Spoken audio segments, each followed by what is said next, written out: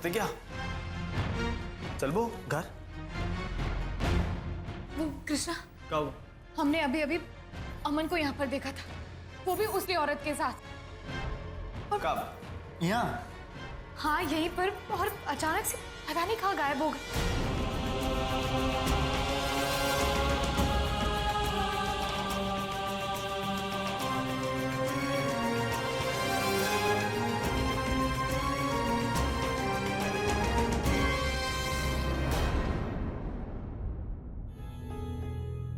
आरुषि, इस तरह बैठने से काम नहीं चलेगा, समझी?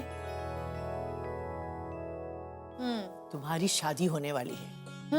अरे इस समय तुम्हें ज्यादा से ज्यादा समय अपनी माँ के साथ रसोई में बिताना चाहिए। देखो तुम्हारी माँ कितना अच्छा खाना बनाती है ना, तुम भी इतना बढ़िया खाना बनाना सीख लोगी ना, तो तुम्हारे ससुराल वाले खुश हो जाएंगे।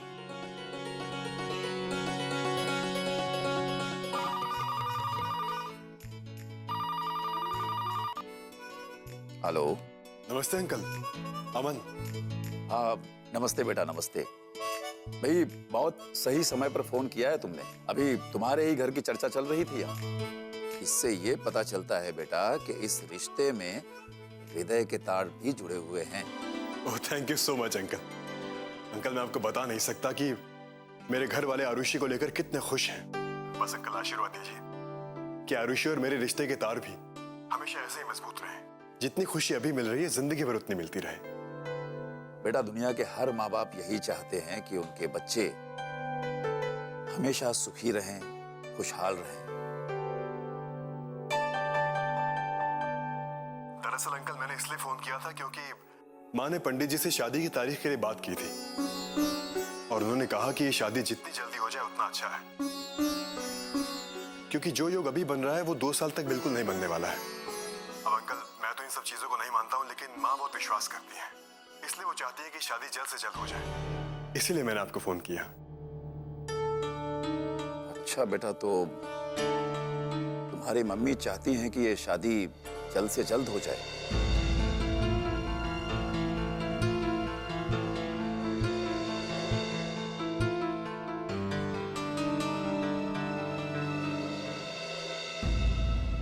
पूछिए कितनी जल्दी?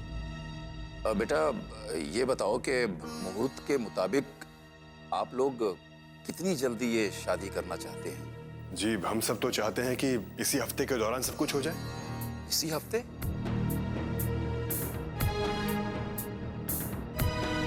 बाकी अगर आप कहेंगे तो कल मैं आपके घर आ जाता हूँ आपसे डिस्कस करने के लिए। हाँ बेटा जरूर, पर तुम तो जानते ही हो कि शादी में ढेर सारी तैयारियां करनी होती हैं। हो सकता है बेटा कि एक हफ्ता हम लोगों के लिए कम पड़ जाए। उसकी आप बिल्कुल चिंता मत कीजिए अंकल, मैं हूं ना, मैं सब संभाल लूंगा। लेकिन एक बात का मुझे बहुत अफसोस रहेगा अंकल, कि प्रतिज्ञा जी और उनका परिवार इस शादी में शरीक नहीं हो पाएंगे। हाँ बेटा, दुख तो हमें भी बहुत है, पर अब क्या कहें। खैर छोड़ो और हाँ कहो। तो ठीक है अंकल, मैं पापा से बात करके बहुत जल्द आप लोगों से मिलने आऊंगा। नमस्ते बेटा।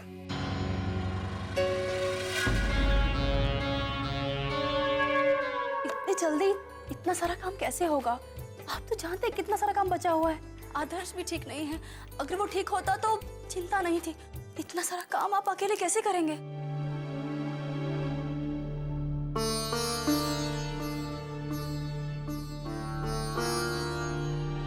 आप चिंता ना करें नैना जी, हम सब संभाल लेंगे।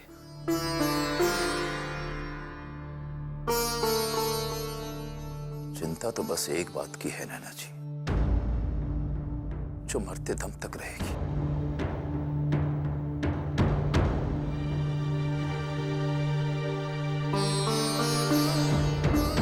हम हमारी बेटी प्रतिज्ञा को इस घर की खुशी में शामिल नहीं कर पाए।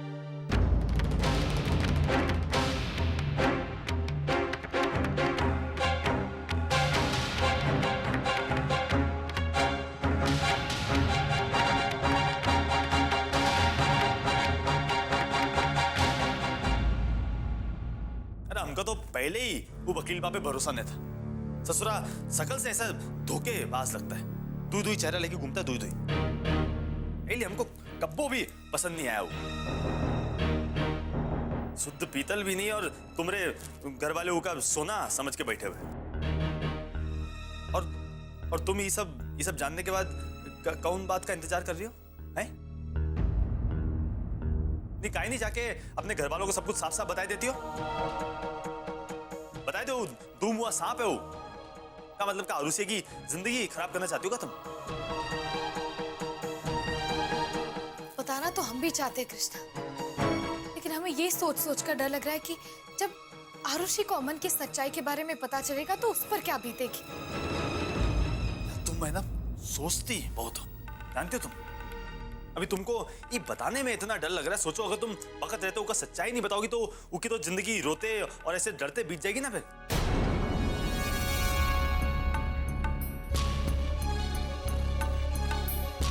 तुम बिल्कुल सही कह रहे हो कृष्णा। इससे पहले कि देर हो जाए, मैं अपने पूरे परिवार को सच बताना ही होगा। इससे पहले कि आरुषि के साथ कुछ भी गलत हो, हम अमन का असली चेहरा सबके सामने लाकर ही रहेंगे। अरे ये हुई ना बात है। और एक बात और, तुमको डरने की कौन जरूरत है, कि हम तुम्हारे साथ हैं, समझो। और हाँ, वो वकील बा का खेला खत्म करने के लिए हम तुम्हारे साथ तुम्हारे घर चलना चाहते हैं। कृष्णा, हम जानते हैं कि तुम हमारी मदद करना चाहते हो, पर इस बार हमें अकेले ही जाने दो। पता नहीं जब हम ये सच आरुषि को बताएंगे तब उसकी क्या हालत होगी, शायद हमें इसका अंदाजा भी नहीं। और मम्मी पापा को भी कितना दुख होगा, और शायद उस वक्त तुम्हारे वहां होने की वजह से उन्हें बातचीत करने में अटपटा भी लगे। इसलिए आज हमें अकेले अरे हाँ, इतनी सी बात तुम चली जाना अकेले यार। कौन मना किया तुमको, बताओ हैं? और वैसे भी हमका अपनी बीबी पे पूरा भरोसा है, तुम अकेले संभाल लोगी, हम जानते हैं। फिर भी तुमको हमारी जरूरत लगे तो हमको फोन कर लेना। क्या?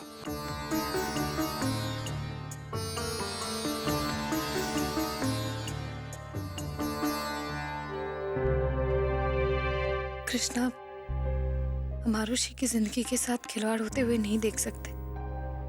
अरे तुमरे रहते कुछ नहीं होगा, समझो। तुम काहे फिक्र करती है, हैं?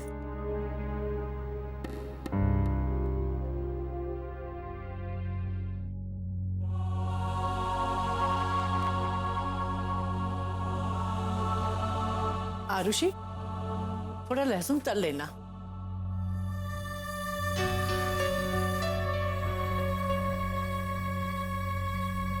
अरे तुम प्याज काट रही हो क्या, जो आंसू बह रहे हैं? कोई बात नहीं, कहते हैं प्याज काटते समय अगर आंसू बहें तो उसकी सास उसे उतना ही ज्यादा मानती है। अरे तुम तो पालक साफ कर रही हो, रो क्यों रही हो आरुषि? क्या बात है बेटा? बहू, जरा रसोई में तो आना। क्या हुआ माँ जी? देखो अपनी बेटी को, रो रही है। क्या हुआ? क्या हुआ ऐसे? पूछो ना। आरुषि क्या हुआ? देखो बहू, अगर ये अमन से शादी करना चाहती है और इसलिए रो रही है तो इसका मतलब ये हुआ कि अचानक शादी जल्दी तय होने से इसके मन में शंका हो रही है और बस इसीलिए परेशान है। नहीं दादी, ऐसी कोई बात नहीं है। तो फिर क्या बात है बेटा, बताओ ना। हम दीदी के बारे में सोच रहे थे। बचपन में जब गुड़िया की शादी करनी होती थी ना, हम तो वो भी दीदी के बगैर नहीं करते थे। और आज हमारी शादी हो रही है और दीदी नहीं है। सोच के देखिए ना, अजीब लगता है ना? आप लोगों को याद है जब दीदी लखनऊ में थी, तब हमें एक दुपट्टा भी लेना होता था तो लखनऊ फोन करते थे।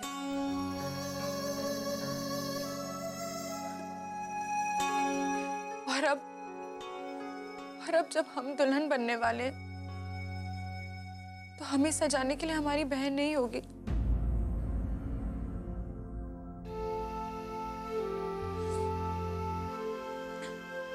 खुशी भी कितनी अजीब चीज होती है ना दादी,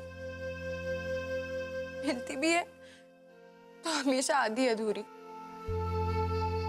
भैया और दीदी की शादी जिन परिस्थितियों में हुई थी, शादी की खुशी क्या होती है किसी को समझ ही नहीं आई। और आज जब सब कुछ ठीक है तो बदकिस्मती हमारा पीछा नहीं छोड़ रही है। आरुषि, आरुषि अब क्या किया जा सकता है? होनी अनहोनी हमारे बस में नहीं होती। तो क्या हुआ, प्रतिज्ञा शादी में नहीं आ रही? तुम शादी के बाद उससे मिल लेना, लेकिन अब चुप हो जाओ।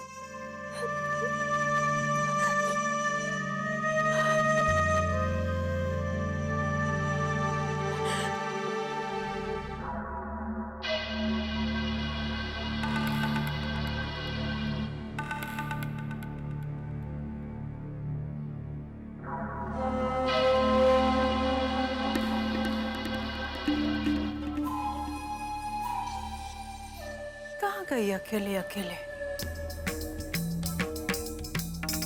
बाबा, ए बाबा, ए बाबा सुन जरा। क्या हुआ? काहे गला फाड़ रही हो अपने यार? क्या हुआ? क्या हुआ?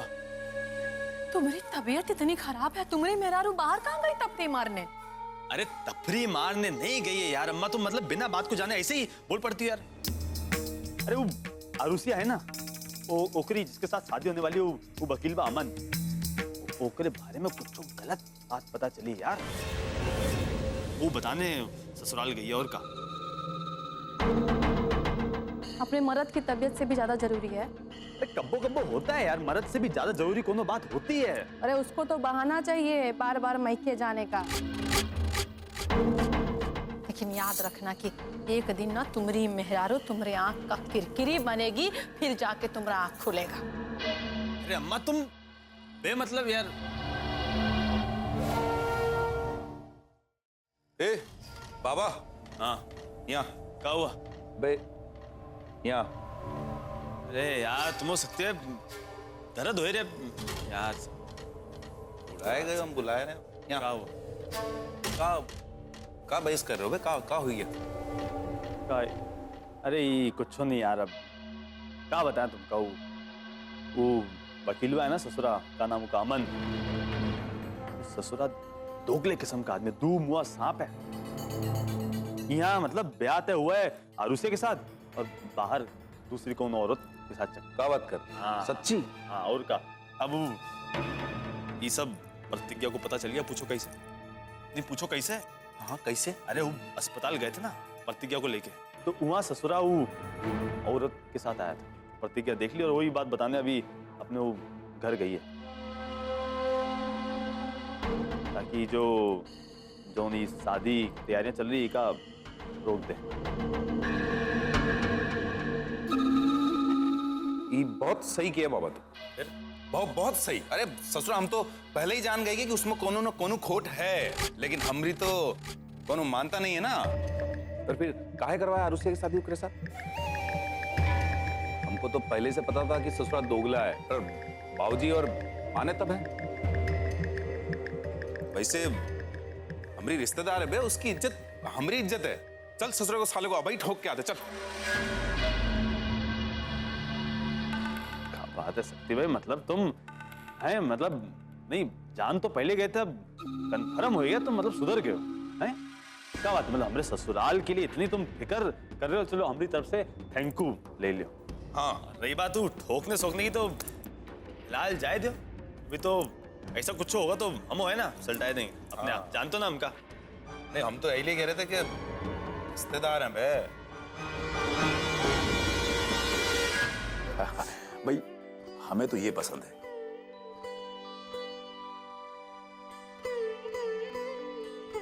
अरे प्रतिज्ञा बेटा, आओ बेटा आओ। दीदी, आओ हम तुम्हें कुछ दिखाते हैं।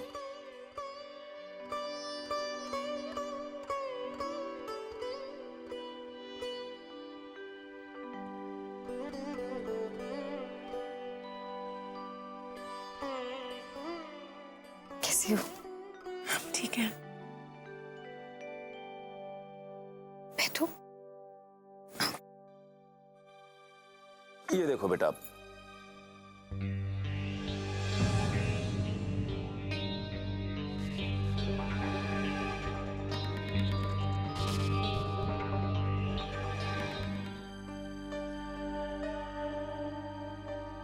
आरुषि, हमारे साथ जिंदगी में जो कुछ भी अच्छा बुरा होता है वो हमारे भले के लिए होता है। भले ही जब वो घटता है तब शायद हमें समझ में नहीं आता। हमें तो बस ऐसा ही लगता है कि हमारे साथ सब कुछ गलत हो रहा है।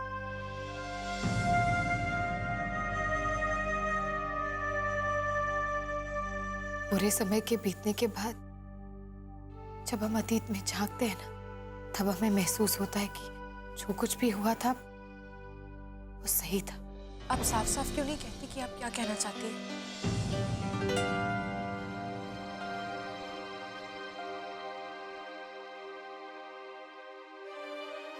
हमने आप लोगों को जब उस दिन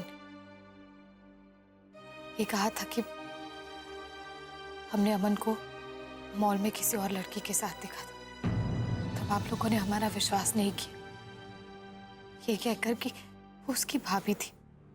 हमने उसका चेहरा नहीं देखा था या फिर हमसे गलतफहमी हो गई थी।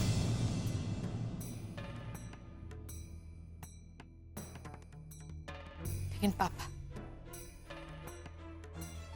आज जब हम कृष्णा को हॉस्पिटल लेकर गए थे तब हमने उसी औरत का चेहरा देखा।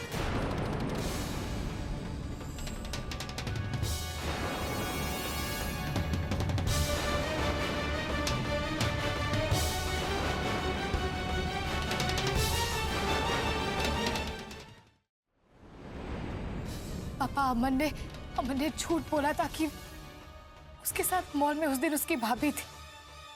उसकी भाभी नहीं थी बल्कि कोई और लड़की थी।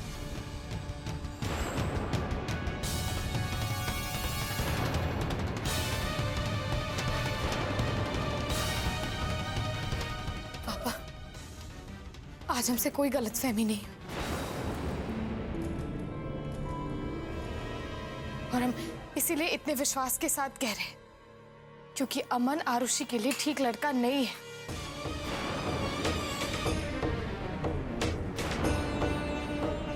पापा, वो उस औरत से प्यार करता है, आरुषि से नहीं। पापा, ये शादी रोक दीजिए। अमन ठीक लड़का नहीं।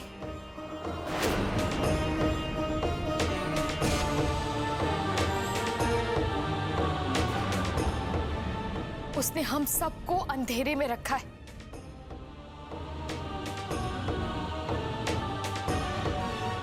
पापा, अमन एक बहुत ही बड़ा धोखेबाज और चेहरे पर नकाब लगाकर जीने वाला एक बनावटी इंसान।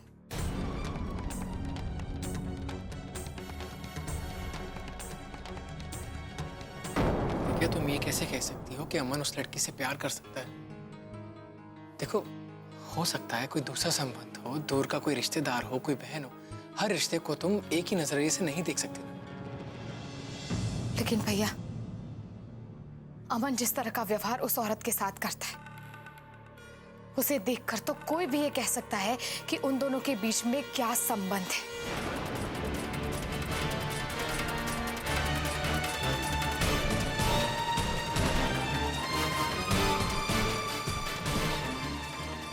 ये तुम क्या कह रही हो? प्रतिज्ञा, वो ऐसा क्यों करेगा? सही बात है, उसे ऐसे करने की क्या जरूरत है? दादी, हमें भी ये समझ में नहीं आ रहा है कि आखिर अमन ऐसा क्यों कर रहा है। लेकिन हमें इस बात की खुशी जरूर है कि समय रहते ही अमन की सच्चाई हम सबके सामने आ गई।